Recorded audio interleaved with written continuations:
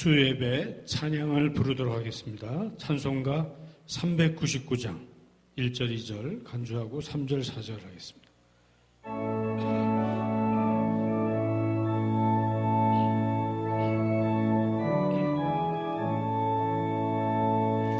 주의 약속하신 말씀 위에서 영원토록 주를 찬송하리라. 소리 높여 주께 영광 돌리며 약속 믿고 굳게 서리라. 굳게 서리 영원하신 말씀 위에 굳게 서리. 굳게 서리 그 말씀 위에 굳게 서리라. 주의 약속하신 말씀 위에서 세상 염려 내게 엄습할 때에 말씀으로 싸우며 다 이기며 약속 믿고 굳게 서리라. 굳게 서리 영원하신 말씀 위에 굳게 서리. 굳게 서리 그 말씀 위에 굳게 서리라.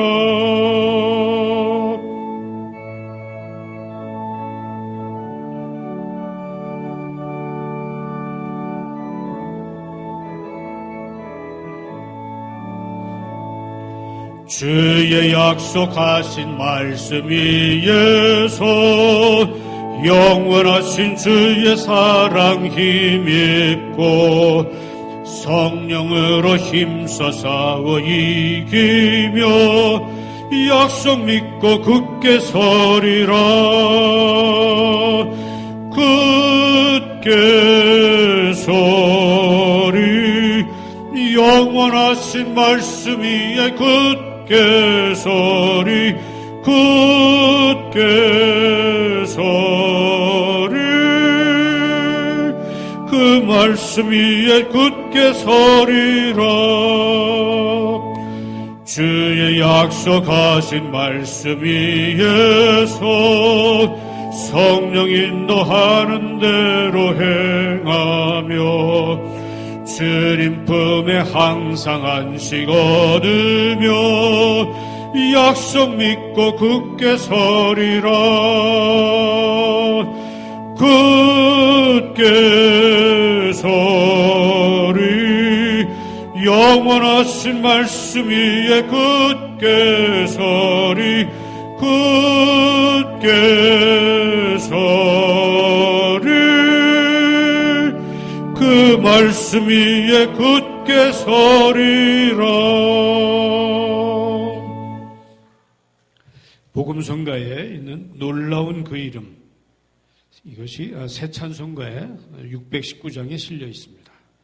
1절하고 다른 가사로 또 한번 불러보도록 하겠습니다.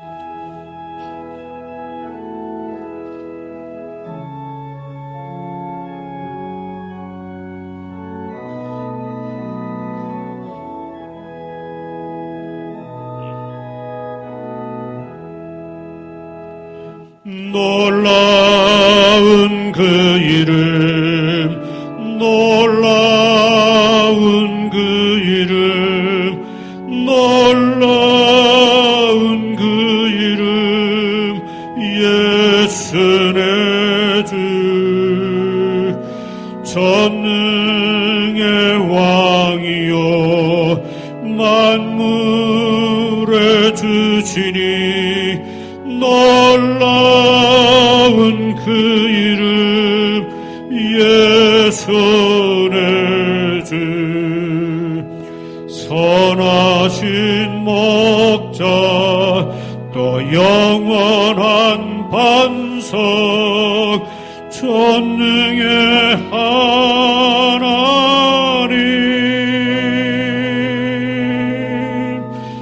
경배드리며 찬양 드리세 놀라운 그 이름 예수의 주. 2절은 오 귀한 주 이름, 오 귀한 주 이름, 오 귀한 주 이름 예수의 주. 만왕의 왕이요 만유의 주시니 오 귀한 주 이름 예수의 주. 제일 마지막엔 엎드려 절하고 사랑을 드리세 오 귀한 주 이름 예수의 주.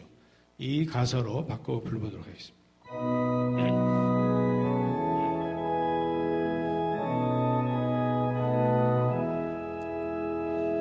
오 귀한 주 이름, 오 귀한 주 이름, 오 귀한 주 이름 예수의 주.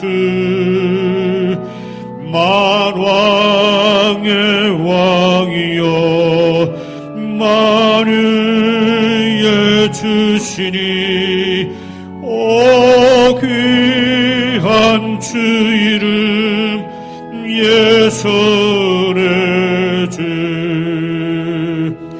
진실한 목자 또 영원한 반석 전능의 하나님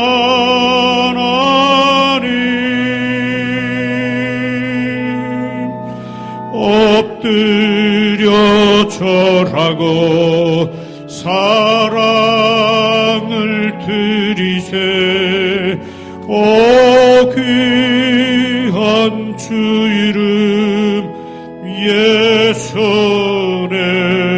주. 491장 귀하신 친구 내게 계시니 나 주 안에 늘 기쁘다. 이 찬송을 부르려는데 부활하신 그리스도 예수 안에 있는 우리를 향한 하나님의 뜻은 항상 기뻐하라입니다. 구약의 하박국 선지자도 비록 무화과나무가 무성치 못하며 포도나무에 열매가 없고 감람나무에 소출이 없고 밭에 식물이 하나도 없어요. 우리의 양 한 마리 볼 수 없고 송아지가 없을지라도 여호와를 인하여 즐거워하고 기뻐하리로다. 1년 동안 많은 일들을 통해서 기쁨을 찾지 못했던 분들이라도 오늘 밤에는, 오늘 이 저녁에는 주님 안에서 기쁨을 회복하는 귀한 찬송이 되기 바랍니다. 491장 1절 2절 간주하고 3절 하겠습니다.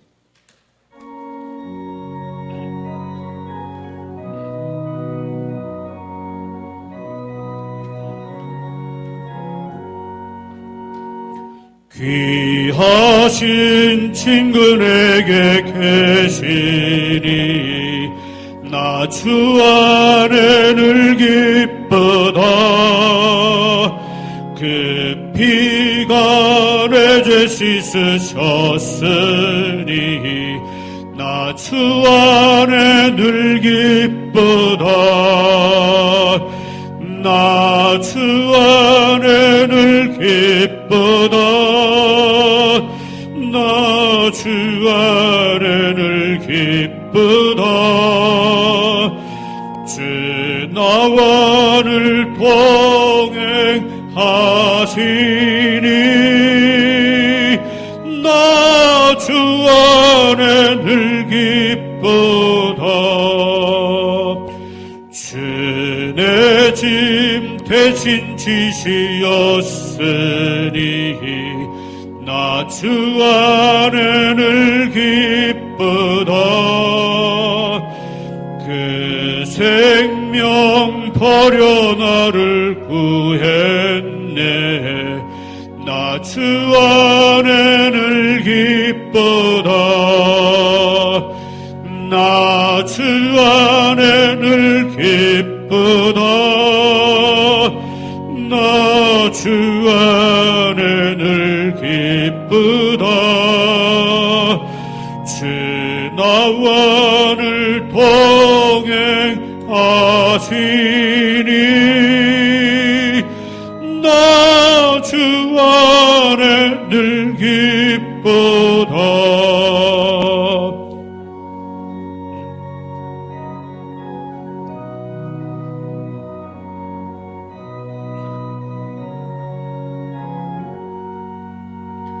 주 은총 매일 내게 더하네. 나 주 안에 늘 기쁘다. 저 악한 죄길에서 지키네. 나 주 안에 늘 기쁘다. 나 주 안에 늘 기쁘다. 나 주 안에 늘 기쁘다. 주 나와 늘 동행하시니 나 주 안에 늘 기쁘다. 아멘. 귀한 은혜의 찬양 시간 감사드립니다. 오늘 말씀 함께 보시기 전에 기도 제목을 한 가지 부탁드리는데, 그저께 김호자 권사님께서 스트로크로 쓰러지셨다고 합니다. 그래서 지금 테메큘러 밸리 병원에 입원하셨는데, 어웨이크하기는 하셨는데 지금 여러 가지 테스트 중이라고 합니다. 수술을 해야 할지 아니면은 그저 재활 운동을 통해서 회복을 하실지 의논 테스트 중이라고 합니다. 기도 부탁드리겠습니다. 오늘 주시는 말씀은 신명기 15장 1절에서 15절까지 함께 봅니다.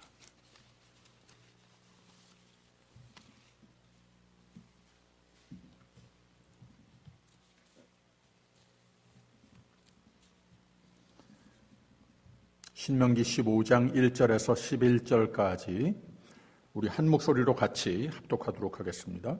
시작. 매 7년 끝에 면제하라. 면제의 규례는 이러하니라.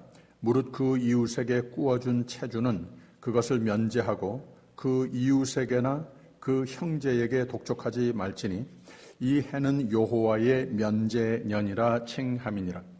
이방인에게는 네가 독촉하려거니와 네 형제에게 꾸인 것은 네 손에서 면제하라. 내가 만일 내 하나님 여호와의 말씀만 듣고 내가 오늘날 내게 명하는 그 명령을 다 지켜 행하면 내 하나님 여호와께서 내게 유업으로 주신 땅에서 내가 정령 복을 받으리니 너희 중에 가난한 자가 없으리라. 내 하나님 여호와께서 내게 허락하신 대로 내게 복을 주시리니 내가 여러 나라에 꾸어줄지라도 너는 꾸지 아니하겠고 내가 여러 나라를 치리할지라도 너는 치리함을 받지 아니하리라. 내 하나님 여호와께서 내게 주신 땅 어느 성읍에서든지 가난한 형제가 너와 함께 거하거든 그 가난한 형제에게 내 마음을 강팍히 하지 말며 내 손을 움켜쥐지 말고 반드시 내 손을 그에게 펴서 그 요구하는 대로 쓸 것을 넉넉히 꾸어주라. 삼가 너는 마음에 앙념을 품지 말라. 곧 이르기를 제7년 면제년이 가까웠다 하고 내 궁핍한 형제에게 악한 눈을 들고 아무것도 주지 아니하면 그가 너를 여호와께 호소하리니 네가 죄를 얻을 것이라. 너는 반드시 그에게 구제할 것이요 구제할 때에는 아끼는 마음을 품지 말 것이니라. 이로 인하여 내 하나님 여호와께서 내 범사와 내 손으로 하는 바에 내게 복을 주시리라. 땅에는 언제든지 가난한 자가 그치지 아니하겠으므로 내가 네게 명하여 이르노니 너는 반드시 내 경내 내 형제의 곤란한 자와 궁핍한 자에게 내 손을 펼지니라. 아멘.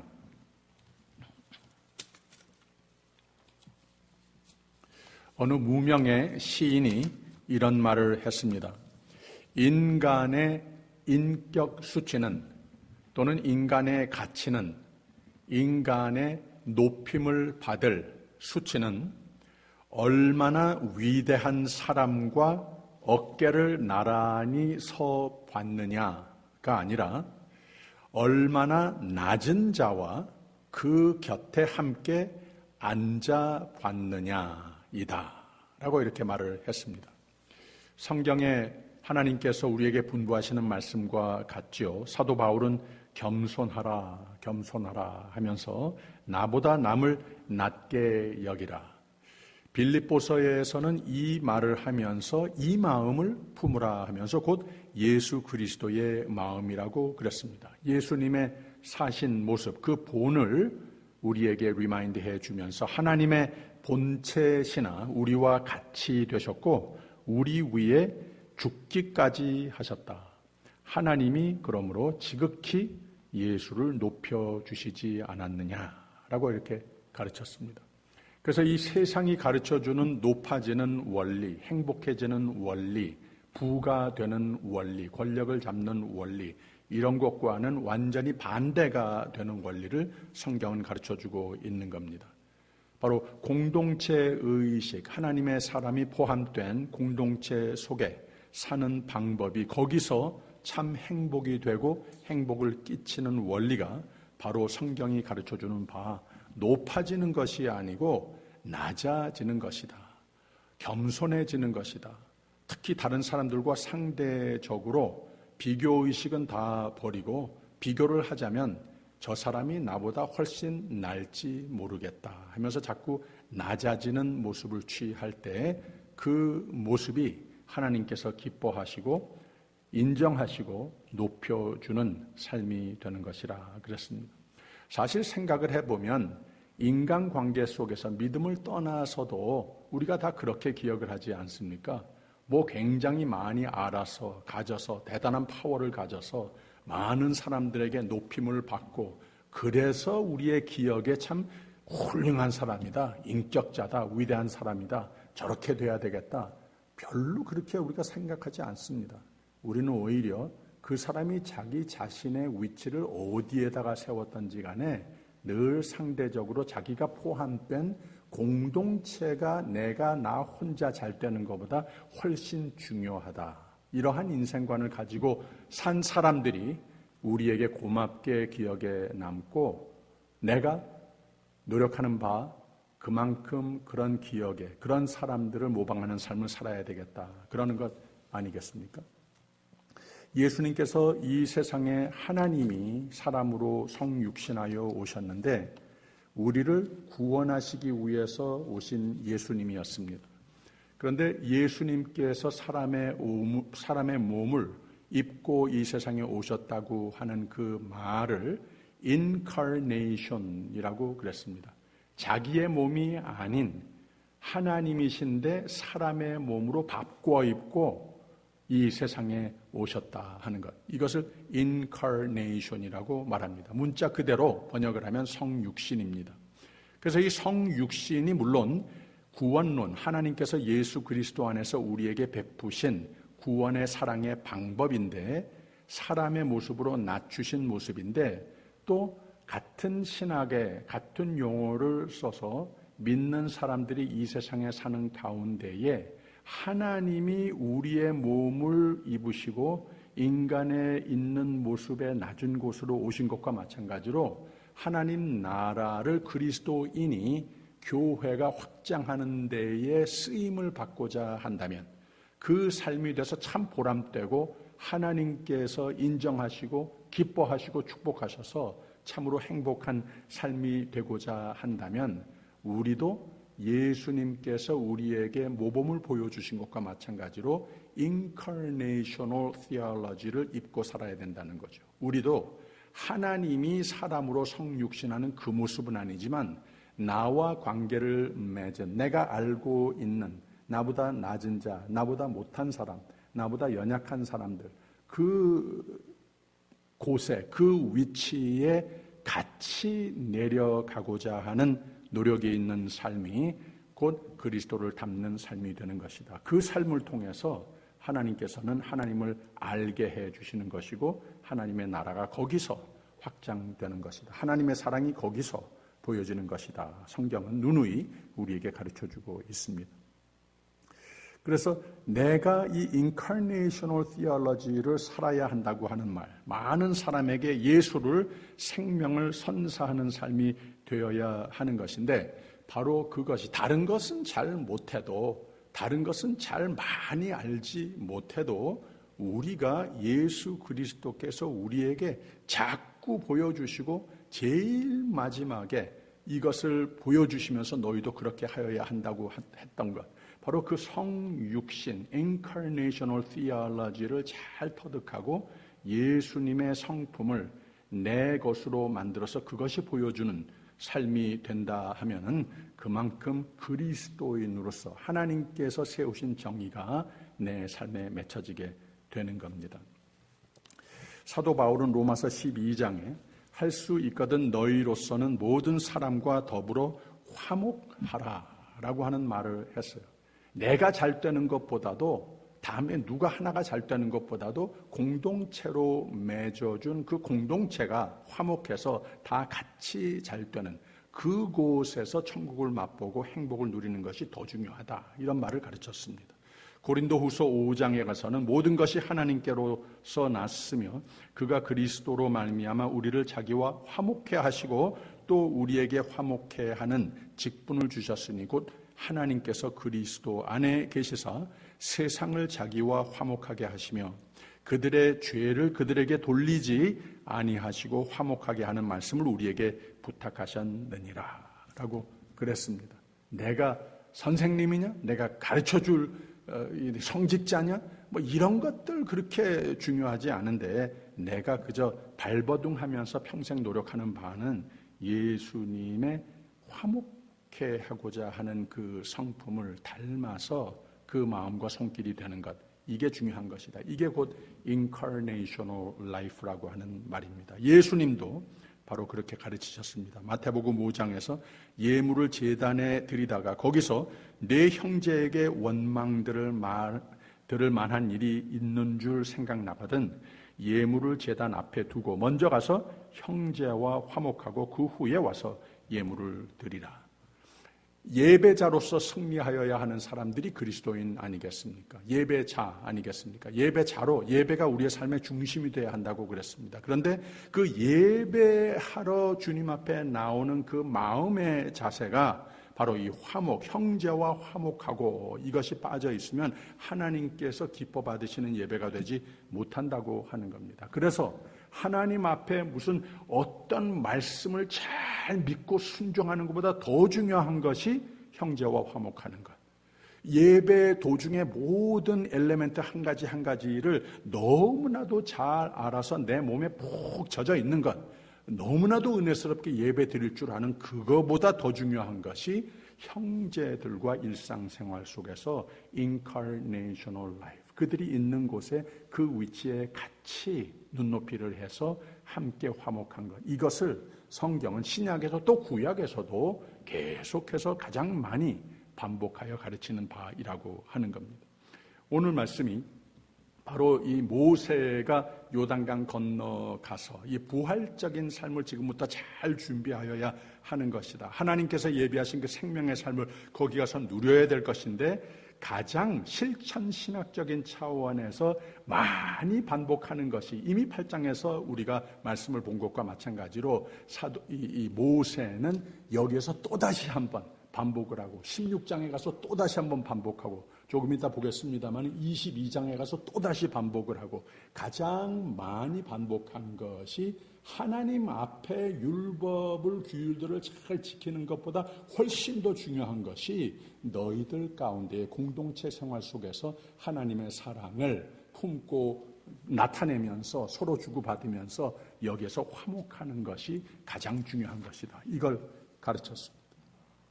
그래서 이걸 부활적인 삶이라고 지금 부활 계절의 말씀을 나누는 가운데에 이 용어를 쓸 수 있겠는데, 부활적인 삶이라고 하는 것은 참으로 복되고 보람된 삶, 기쁜, 참된 기쁨, 참된 행복의 삶이 되는 건데, 바로 이 하나님의 모든 법과 규율의 궁극적인 목적이 되는 바, 오늘 말씀이 공동체 속의 이 윤리관을 잘 가르쳐주고 있는 겁니다. 우리가 15장 1절부터 읽었는데 그 전절 14장 29절이 서론 말씀이라 말을 할 수 있겠습니다. 성경을 앞에 펴고 계신 분들은 같이 읽었으면 좋겠어요. 29절입니다. 너희 중에 분깃이나 기업이 없는 레위인과 내 성중에 우거하는 객과 및 고아와 과부들로 와서 먹어 배부르게 하라. 그리하면 내 하나님 여호와께서 너의 손으로 하는 범사에 내게 복을 주시리라 라고 그랬습니다. 그러니까 상대적인 말을 하고 있는 거죠. 이런 종류 사람도 있고 저런 종류 사람도 있고 한데 늘 풍성하게 모든 것이 있고 배부르게 사는 사람들은 뭘 의식하면서 살아야 되는가 하면은 객과 고아와 과부들, 우리 가운데에 나만큼 풍족하게 모든 것을 누리지 못하는 사람 항상 의식하면서 살아야 되는 것이다. 이거 보면서 하나님이 기뻐하시고 내 삶을 축복하리라. 이게 서론이었습니다. 그러면서 15장에 들어와서 조금 더 구체적으로 이렇게 살아야 되는 것이다. 크게 세 가지로 말을 하고 있습니다. 하나님께서 요구하시는 바를 말씀하시고 곧 이어서 어떤 모습으로 하나님께서 요구하는 것이 충족됐을 때 복 주시는가, 행복의 삶으로 하나님께서 기뻐 축복하시는가, 이것을 세 번 반복하는 것을 알 수가 있어요. 우선 1절, 2절, 3절 보면은 다시 하나님께서 우리에게, 믿는 사람들에게 요구하는 바를 말하고 있습니다. 같이 읽습니다. 매 7년 끝에 면제하라. 면제의 규례는 이러하니라. 무릇 그 이웃에게 꾸어준 체주는 그것을 면제하고 그 이웃에게나 그 형제에게 독촉하지 말지니 이 해는 여호와의 면제년이라 칭함이니라. 이방인에게는 내가 독촉하려거니와 내 형제에게 꾸인 것은 내 손에서 면제하라. 1절과 2절을 보게 되면 어떤 계절을 두고 7년이 지난 다음에 무언가 나에게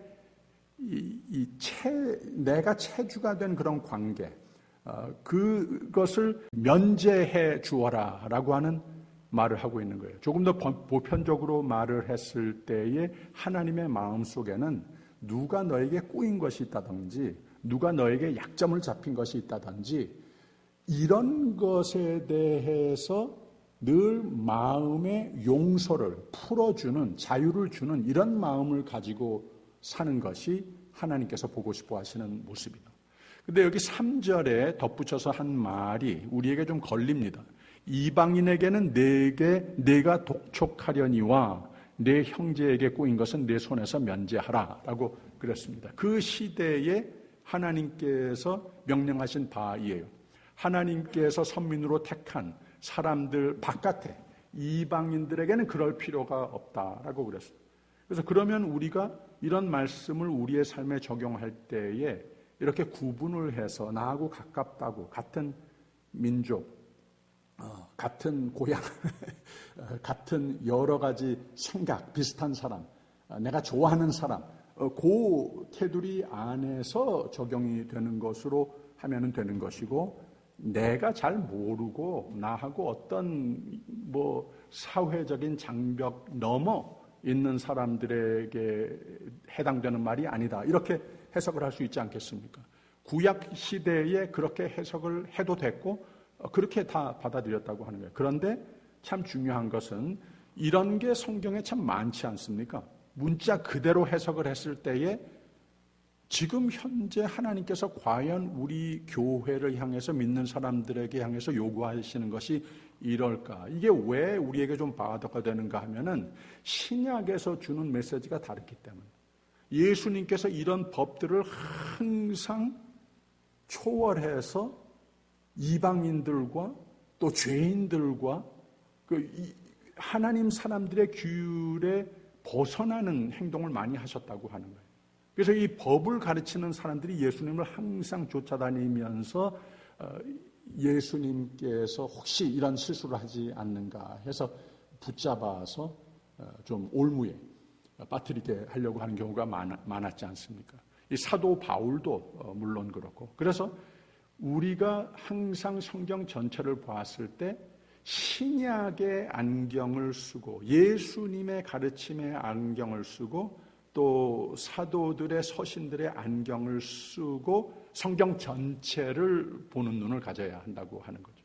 그래서 여기에서 봤을 때에 3절에 나오는 이방인에게는 아니다. 이방인에게는 너희가 이렇게 사랑과 용서를 자유를 베풀 그런 것이 아니다. 이렇게 해석을 할 것이 아니라 우리는 오히려 신약의 안경을 쓰고 이런 것을 조금 더 포괄적으로 누구에게나 특히 이방인이라서 나하고 달라서 더 소외를 받고 더 핍박을 받는 사람이 있느냐? 그렇다면은 오히려 그들을 조금 더 그 언어적인 민족적인 문화적인 장벽을 넘어서까지 이 사랑을 베푸는 것이 하나님의 뜻이다. 이렇게 주석하는 것이 훨씬 더 맞습니다. 그렇게 했을 때에 하나님께서 주시는 약속이 분명히 있습니다. 이게 4절부터 6절까지에 있는 말씀이에요. 내가 만일 내 하나님 여호와의 말씀만 듣고 내가 오늘날 내게 명하는 그 명령을 다 지켜 행하면 내 하나님 여호와께서 내게 유업으로 주신 땅에서 내가 정령 복을 받으리니 너희 중에 가난한 자가 없으리라. 내 하나님 여호와께서 내게 허락하신 대로 내게 복을 주시리니 내가 여러 나라에 꾸어줄지라도 너는 꾸지 아니하겠고 내가 여러 나라를 치리할지라도 너는 치리함을 받지 아니하리라. 아주 참 인트레스팅한 원리를 여기서 가르쳐주고 있지 않습니까? 이 세상에는 as much as you can, 뭐 물건이 됐건 돈이 됐건 파워가 됐건 이 모든 거 그냥 다 긁어 모아라. 다른 사람들 짓밟고서라도 자꾸 위로 올라가는 것이 이게 최상이다. 이렇게 사상을 우리 살고 있는 세상에서는 많이 접하는데 성경이 우리에게 가르쳐주는 바는 그 반대라고 하는 거예요. 우리가 받은 은혜가 많으면 그거 그냥 다 흘러나가게 하라는 거예요. 우리가 많이 모은 게 있으면 그거 다 흘러내려가게 하라고 하는 거예요. 다른 사람보다 조금 뛰어나게 좀 권력을 가지고 있는 거 이거 다 써버리라고 하는 거예요. 아무 계산 없이 무턱대고 다 써버리라고. 그런 모습이 됐을 때, 그런 삶이 됐을 때 하나님의 성품에 꼭 닮아서 하나님이 이렇게 축복하신다고 하는 거죠. 내가 여러 나라에 꾸어줄지라도 너는 꾸지 아니하겠고 내가 여러 나라를 치리할지라도 너는 치리함을 받지 아니하리라. 네 하나님 여호와께서 내게 허락하신 대로 내게 복을 주시리니 라고 그랬어요. 바로 그런 하나님께서 우리에게 주시고자 하시는 우리가 누릴 생명의 삶, 참 행복의 삶의 원리를 이렇게 역설적으로 설명을 한다고 하는 거예요. 내가 많이 모으는 것보다 내가 많이 그냥 줘버리는 것, 많이 흘러나가게끔 하는 것, 이것이 상책이라고 하는 것을 가르쳐주고 있습니다. 두 번째, 아주 구체적으로 가난한 자들에게 어떻게 하여야 하는가 하나님이 요구하시는 바가 있어요. 7절부터 10절까지 있는 말씀 한번 읽습니다. 내 하나님 여호와께서 네게 주신 땅 어느 성읍에서든지 가난한 형제가 너와 함께 거하거든 그 가난한 형제에게 내 마음을 강팍히 하지 말며 내 손을 움켜쥐지 말고 반드시 내 손을 그에게 펴서 그 요구하는 대로 쓸 것을 넉넉히 구워주라. 삼가 너는 마음에 앙념을 품지 말라. 곧 이르기를 제7년 면제년이 가까웠다 하고 내 궁핍한 형제에게 악한 눈을 들고 아무것도 주지 아니하면 그가 너를 여호와께 호소하리니 내가 죄를 얻을 것이라. 너는 반드시 그에게 구제할 것이요 구제할 때에는 아끼는 마음을 품지 말 것이니라. 이게 하나님이 요구하시는 바예요. 그리고 10절 후반부터 11절이 하나님께서 그러면 이런 약속, 이런 복의 약속을 하시는데 이로 인하여 내 하나님 여호와께서 내 범사와 내 손으로 하는 바에 내게 복을 주시리라. 땅에는 언제든지 가난한 자가 그치지 아니하겠으므로 내가 내게 명하여 이르노니 너는 반드시 내 경내 내 형제의 곤란한 자와 궁핍한 자에게 내 손을 펼지니라 라고 그랬습니다. 여기서 또 다시 한번 이방인들은 아니고 바로 너 같은 민족들 사이에서 이렇게 하라 하는 말을 문구를 여기 덧붙이는데 이것 역시 우리가 예수님의 눈으로 또 신약의 안경을 쓰고 보고 주석을 할 필요가 있다고 하는 거예요. 다시 말하자면 누구에게나 어떤 문화적인 민족적 이 장벽 이런 것을 넘어 이런 용서를 베푸는 삶이 되라. 후하게 넉넉히 줘라. 후하게 이렇게 사랑을 베푸는 삶을 살아라. 그랬을 때 하나님께서 내가 하는 모든 일 범사에 복으로 채워 주신다라고 하는 또 같은 역설의 축복의 원리를 가르쳐주고 있습니다. 세 번째가 우리가 11절까지 읽었는데 12절부터 15절까지 보게 되면 지금은 뭐 노예 생활이 없어졌습니다만은 또 그냥 이것을 우리가 좀 주석을 할 필요가 있는 것이 나에게 어떤 모습으로라도 의지가 되어 있는 관계가 있을 수 있지 않습니까? 나에게 좀 약점을 잡혀 있는 본의 아니게 나에게 그 삶을 위해서 나에게 많이 의존하여야 하는 이런 관계들을 가질 수 있는 것은 지금까지도 있지 않습니까? 그렇게 우리가 알아듣고 주석을 하면 되겠습니다. 12절부터 15절까지입니다. 내 동족 히브리 남자나 히브리 여자가 내게 팔렸다 하자 만일 6년을 너를 섬겼거든 제7년에 너는 그를 놓아 자유하게 할 것이요 그를 놓아 자유하게 할 때에는 공수로 가게 하지 말고 빈손으로 가게 하지 말고 내 양무리 중에서 타작마당에서와 포도주 틀에서 그에게 후히 줄지니 곧 내 하나님 여호와께서 내게 복을 주신 대로 그에게 줄지니라. 너는 애굽 땅에서 종되었던 것과 내 하나님 여호와께서 너를 속하셨음을 기억하라. 그를 인하여 내가 오늘날 이같이 내게 명하노라. 이게 하나님께서 요구하시는 바이라고 하는 거예요. 하나님의 은혜로 말미암아 내가 오늘 내 모습이 됐으면 하나님께서 너에게 후히 복을 주신 대로 그들에게 줄 것이라. 후히 넉넉히 이런 말을 계속해서 반복하고 있는 겁니다.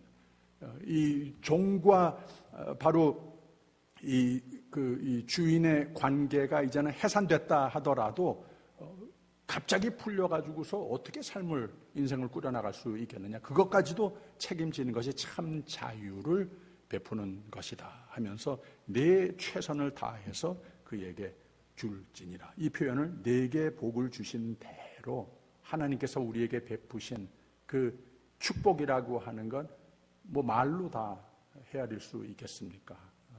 그런 마음으로서 그에게 줄지니라 라고 그랬습니다.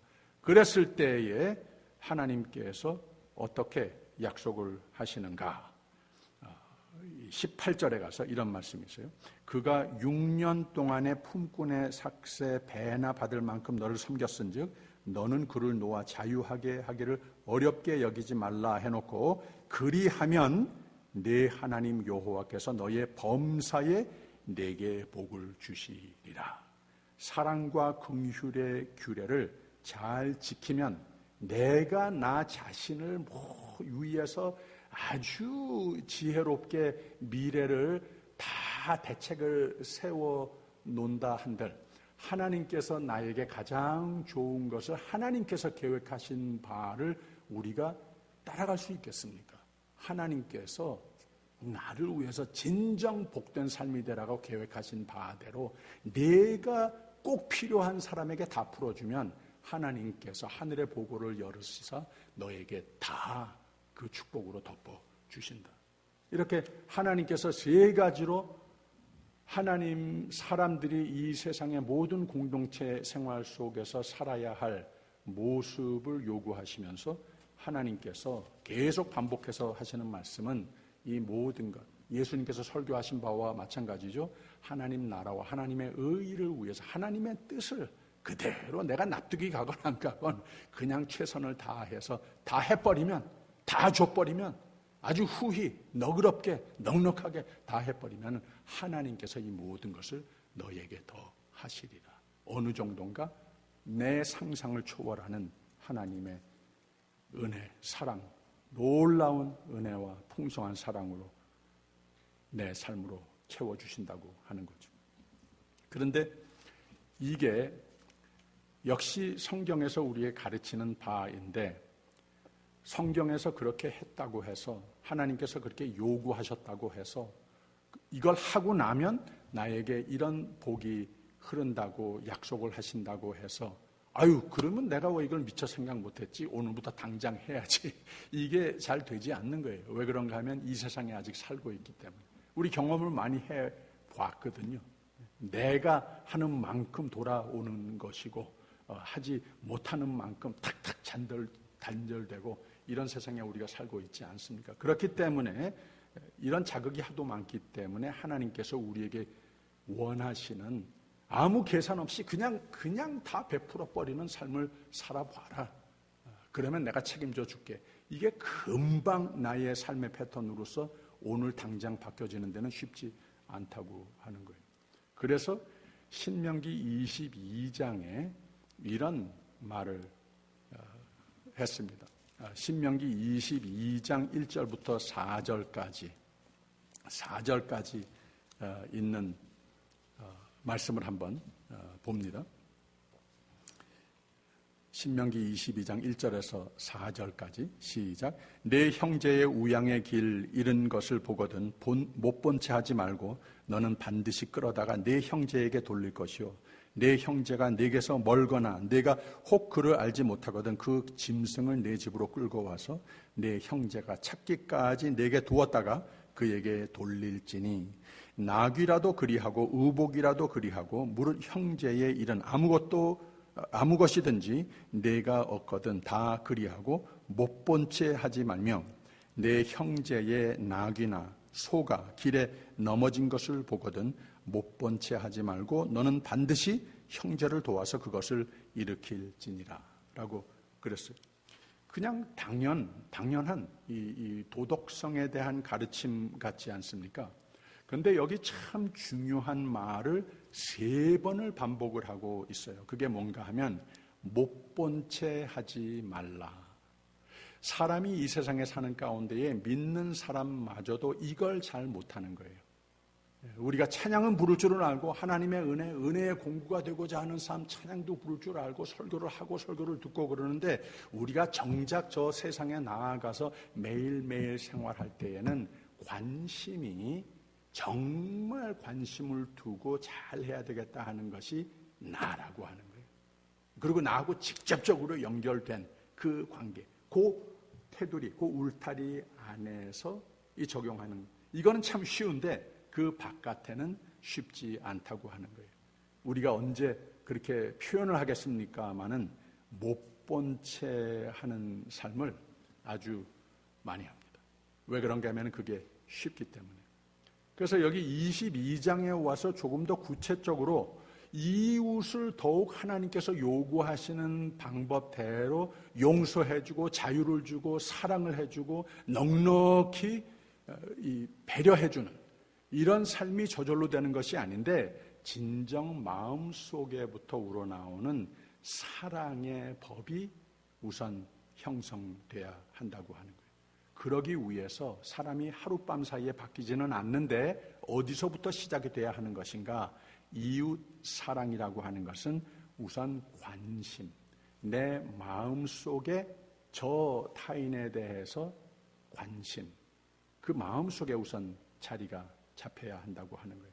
여기 없으면 암만 내가 노력을 해도 하루 이틀 할 수 있을는지는 몰라도 오래가지 못합니다. 선한 사마리아인 얘기를 예수님께서 설교하지 않으셨습니까?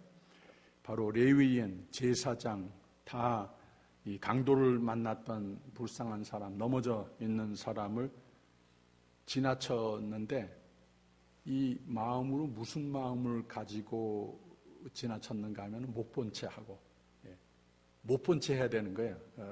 당신 저거 안 본 걸로 알고 그냥 지나쳐. 그리고 정말 하룻밤 자고 나면은 조금 길티 필링이 있다가도 그 다음날 진짜 잊어버립니다. 못 본 채가 못 본 걸로 되고 만다고 하는 거예요. 근데 여기 한 사마리아인은 보고 지나칠 수 없는 못 본 채라고 하는 것이 그 마음에 있지 않는, 누굴 봤으면 마음속에 관심으로 확 그냥 그 자리에서 변해버리는, 하나님께서 품으셨고 하나님께서 하나님 사람들로 하여금 품기를 바라는 그것을 자동적으로 가지고 있었던 사람이라고 하는 거예요. 그래서 그 말씀을 가르쳐주고 나서 그 불쌍한 사람을 일으켜주고 그 다음 날까지 내가 책임지어 주겠다고 관심을 가지고 잘 돌보아 준 것 아니겠습니까? 이 얘기를 해 주시고 나서 예수님께서 뭐라고 결론을 지으셨는가 하면, 애당초 동기가, 이 얘기를 하시게 된 동기가 무언가 하면은, 이 성경을 가르치는 사람이, 한 율법사라고 그랬습니다. 성경 가르치는 사람이었었어요. 설교하는 사람이었었어요. 신학교 교수 같은 사람이었어요. 그 교수 같은 사람이었는데, 이 사람이 예수님에게 내가 영생을 얻으려면 어떻게 해야 되겠습니까? 이 질문을 한 것에 대한 대답으로서 바로 이 얘기를 해주신 거거든요. 그래서 이 얘기를 다 해주고 나서 뭐라고 그러셨는가 하면, 내 이웃을 내 몸과 같이 사랑하라. 그러면 산다. 그러면 영생을 얻는 것이다. 라고 이렇게 결부를 시키셨다는 거죠. 그래서 이 이웃 사랑이라고 하는 것은 그들에게 향한 관심이라고 하는 것, 이것 없이 그냥 형식적으로 했다가 말았다, 뭐 이런 정도의 삶이라고 하는 것은 이름은 그리스도인, 이름은 교인, 교회라고 할 수는 있을는지는 몰라도 하나님께서 인정하시는 하나님의 사람은 되지 못한다고 하는 거죠. 더 무서운 것은 무엇인가 하면 영생이 걸려져 있는 문제라고 하는 거예요.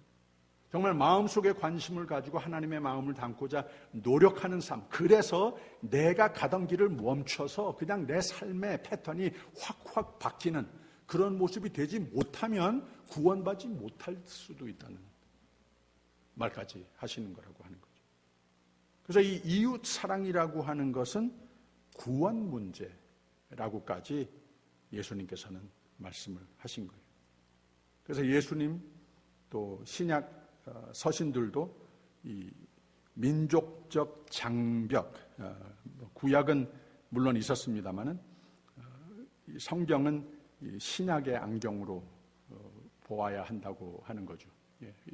아주 의도적으로 예수님께서는 이 선한 사마리아인의 이야기를 여기에 한 것을 보았을 때에 구약에서 이미 우리에게 가르쳐준 바 하나님의 사랑의 마음을, 성품을 닮아 우리가 그렇게 살아야 한다 하는 것을 우리는 모든 세상 사회가 만들어 놓은 문화적인 장벽을 넘어서라도 이것을 잘 할 수 있어야 하는 것이다. 이웃 사랑이라고 하는 것이 가능해지려면 우선 하나님께 기도해서 내 마음의 눈으로 저 측은한 자의 모습을 하나님의 사랑의 눈으로, 마음으로 볼 수 있는 그 관심 나에게 주옵소서. 이것을 항상 노력해야 된다고 하는 거죠. 그리고 많이 처음부터 모든 사람들 위로 뛰어나는 그런 모습으로서 사랑을 베푸는 것보다는 그냥 몸소 실천하면서 아주 작은 일부터 시작이 되면 된다고 하는 거죠.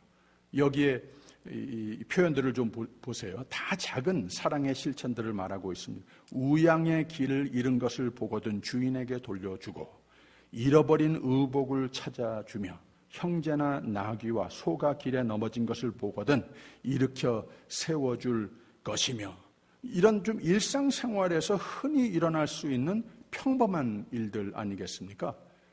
1년에 한 번, 두 번 어떤 계획을 세워서 구제 프로젝트를 한다고 하는 것, 이런 거 다 좋은 거죠.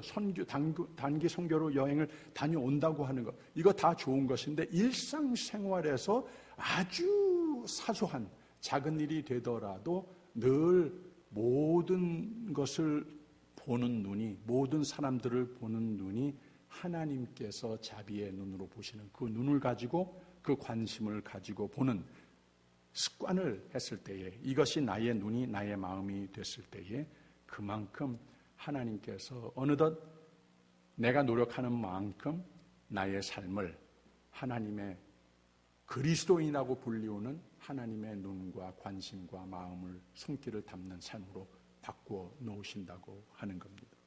그리고 물론 서로 기도하고 격려의 말 해주는 것, 대단한 힘이 되는 겁니다. 뭐 대단하게 생각이 안 될지도 몰라도 정말 이것이 무엇보다도 나를 변화시키는 데에 그만큼 큰 힘이 된다고 하는 것을 성경은 이 원리를 우리에게 가르쳐주고 있습니다. 다시 내 형제의 우양의 길을 잃은 것을 보거든 못 본 채 하지 말고, 이게 문제라고 하는 거예요. 사람들은 쉬우니까, 편하니까, 그냥 지나치고 나면은 이런 양심의 가책이 있었던 거 다 없어지니까. 예, 그렇죠? 낙이라도 그리하고 의복이라도 그리하고 무릇 형제의 일은 아무 것이든지 내가 얻거든 다 그리하고 못 본 채 하지 말며, 내 형제의 낙이나 소가 길에 넘어진 것을 보거든 못 본 채 하지 말고, 가장 작은 일, 사소한 일들도 그냥 지나치는 습관을 바꾸라고 하는 말입니다. 이 상황에서 하나님이 보시는 눈이 어떤 눈이신가? 봤으면 하나님이 어떻게 하실 것인가? 못 본 채 하시는 하나님이시지 않지 않습니까? 여기서 배우자고 하는 거예요. 그래서 사랑은 관심이고 실천이고 아주 작은 일부터 시작이 된다고 하는 것. 그리고 한 가지가 더 있어요. 이 사랑의 삶을 가능케 하는 것. 16장으로 한번 다시 뒤돌아가 보세요. 16장 12절. 16장 12절에 있는 말씀. 16장 12절에 있는 말씀. 이 말도 역시 신명기에서 자꾸 반복하는 말인데 16장 12절에 있는 말씀 읽습니다. 너는 애굽에서 종되었던 것을 기억하고 이 규례를 지켜 행할지니라 라고 하는 말을 했습니다. 너는 애굽에서 종되었던 것을 기억하고 이 규례를 지켜 행할지니라. 물론 하나님께 믿고 절대적으로 의지하여야 한다고 하는 건 이 말씀을 하기 위해서 하신 말씀이지만, 또 하나는 너도 이 애굽에서 종살이를 해봤으니까 종처럼 소외된 노비나 객이나 레위인, 고아, 과부의 형편을 이해하고 기쁜 일이 있을 때마다 그들을 초대하고 그들의 삶을 위로하라. 그리고 하나님은 오늘 우리 성도들에게 오늘까지도 너희도 과거에 온갖 죄의 종으로 살다가 구원을 얻었으니 나 같은 죄인 살리신 주님의 은혜 고마워. 정말 내가 아무것도 보이지 않았었는데 이제는 Now I see. 찬송을 부를 줄 알면 하나님께서 나에게 베푸신 이런 놀라운 은혜로 말미암는 삶을 내가 오늘 누리고 있다면 이걸 아직 누리지 못하고 있는 많은 사람들은 매일 보지 않느냐. 내 이웃에 있는 죄인들을 멸시하지 말고 그들을 용서하고 그들에게 사랑과 관심을 베풀어라 하는 말씀을 주는 겁니다. 그래서 우리가 관심을 가지고 아주 작은 일부터 실천에 옮겨보는 삶을 하고, 이것 자체도 그렇게 쉬운 일이 아닌데 또 하나의 겹으로서 이걸 가능케 하는 일이 무엇인가? 하나님께서 나 지금 여기 살아있고 숨쉬고 있고 의미 있는 가정과 교회와 사회의 삶을 살고 있지 않느냐. 미래를 향하여서도 꿈을 품을 수 있는 희망을 가지고 살 수 있는 것, 이거 다 무엇인가? 오직 하나님의 은혜. 하나님의 은혜 놀라워. 이거 맞지 않습니까? 그러면 그 은혜로 말미암아 내가 이렇게 변했으면 은혜로 말미암아 내가 내 눈길로 관심으로 손길로 가 닿을 수 있는 사람들, 그 삶을 변화시킬 수 있지 않겠느냐. 내가 이렇게 변할 수 있지 않겠느냐. 메시지를 우리에게 주고 있는 겁니다. 김병애 권사님이 얼마 전에 저한테 글을 하나 보내주셨어요. 오늘을 영원의 관점에서 살라라고 하는 아주 짧은 글이에요. 우리 할머니는 90세가 넘으셨다. 나는 간혹 할머니에게 지금까지 살아온 이야기 좀 해주세요 라고 부탁합니다. 그러면 할머니는 늘 눈 깜짝할 사이에 지나가서 기억도 안 나라고 대답하시곤 했습니다. 이게 가능합니까? 90년이 눈 깜짝할 사이에 지나가는 시간인가? 절대 아닙니다. 그러나 곰곰이 생각해 보면 10년을 살았던 50년을 살았던 90년을 살았던 지나간 시간은 다 금방 지나간 것 같이 느껴진다. 100년을 살았어도 영원에 비하면 우리 인생은 지극히 짧다. 우리는 짧은 인생 속에 무의미한 것들을 채워놓고 산다. 짧은 인생을 살다 하나님 앞에 섰을 때 후회스러운 일들을 남기지 않으려면 항상 마지막을 생각하며 오늘을 살아야 하는 것이다. 정말 내가 해야 할 일이 무엇이고 놓치지 말아야 할 일이 무엇인지 영원한 나라의 관점에서 내 삶을 둘러볼 줄 알아야 하는 것이다. 현재의 삶은 영원의 삶으로 이루어짐을 기억하라.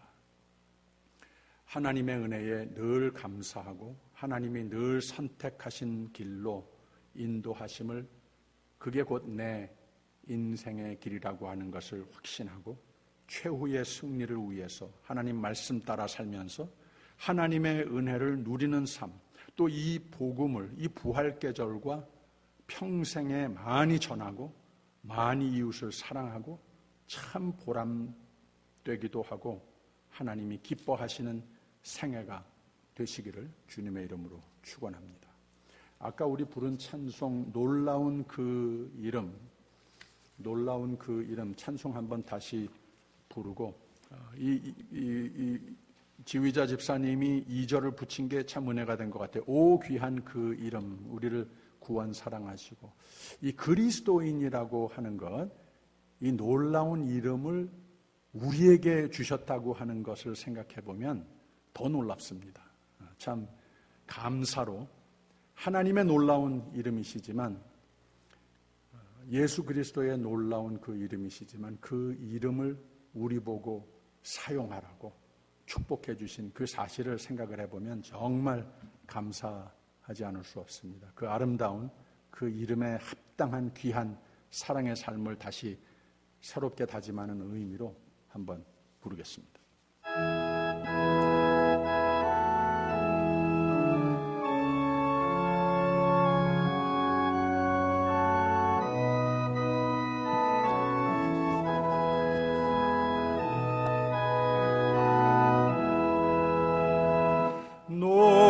놀라운 그 이름, 놀라운 그 이름, 놀라운 그 이름, 내 주 예수. 전능의 왕이요 만물의 주시니 놀라운 그 이름, 내 주 예수.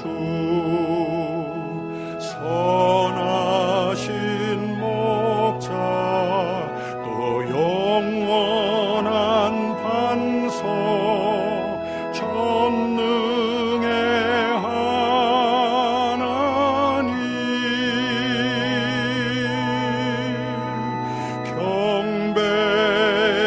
경배드리며 찬양 드리세.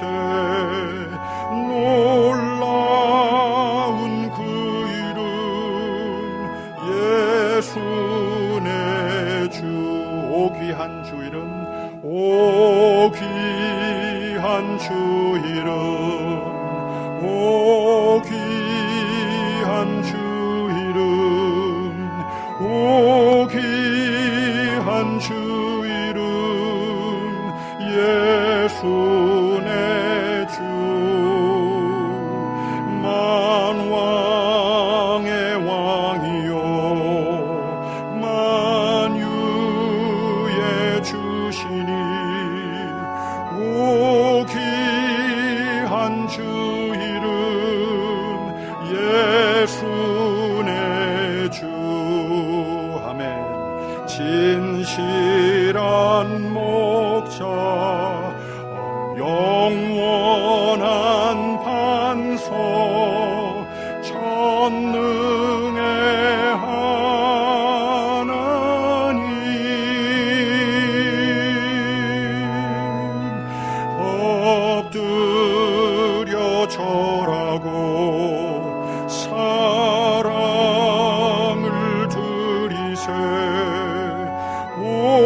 귀한 주 이름 내 주 예수. 아멘. 하나님, 부족한 저희를 사랑해 주시고 긍휼을 베푸시니 그 놀라운 은혜 감사드립니다. 하나님 사랑합니다. 어디서나 하나님께서 아름다운 공동체를 이루라고 불러준 우리 교회가 또 각 가정이 그리고 우리 이웃과 함께 서로 사랑하며 참 종의 의식으로 참으로 복되고 자유의 삶을 누리며 선물하게 하여 주시옵소서. 종들이 이 저녁에 드리는 모든 기도 제목들 하나님 응답해 주시옵소서. 특별히 하나님의 마음은, 하나님의 관심은 지금 병원의 병석에 누워 계신 김호자 권사님이신데 하나님 지으신 귀한 여종의 몸에 세포 한 가지 한 가지, 기능 한 가지 한 가지를 주님 그 몸을 지으신 기적의 손길로 깨끗하게 다 낫게 하여 주시옵소서. 하나님 아버지, 이걸 믿고 하나님께 기도로 의지하고 모든 것을 다 맡길 수 있는 굳센 능력의 믿음을 권사님에게 또 가족 식구들에게 자녀들에게 허락하여 주시옵소서. 이 저녁에 여러 가지 모습으로서 연약한 가운데에 있으신 모든 교우님 한 분 한 분, 또 연로하신 교회 어르신 한 분 한 분, 주님께서 다 같은 은혜의 능력의 치유의 손길로 함께하여 주시옵소서. 하나님 아버지, 더욱 부활적인 삶으로 하나님의 평강으로 넘치는 삶이 되어야 하겠는데 하나님께서 이미 베푸시고 지금도 앞으로도 변함없이 끊임없이 베푸실 그 은혜에 합당한 거룩의 삶의 재건을 우리의 최선을 다해 노력하는 복된 이스터 시즌이 되게 하여 주시옵소서. 감사드리며 예수 그리스도 이름으로 기도하옵나이다. 아멘. 하늘에 계신 우리 아버지여, 이름이 거룩히 여김을 받으시오며 나라의 임하옵시며 뜻이 하늘에서 이룬 것 같이 땅에서도 이루어지이다. 오늘날 우리에게 일용할 양식을 주옵시고 우리가 우리에게 죄진 자를 사하여 준 것 같이 우리 죄를 사하여 주옵시고 우리를 시험에 들게 하지 마옵시고 다만 악에서 구하옵소서. 대개 나라와 권세와 영광이 아버지께 영원히 있사옵나이다. 아멘.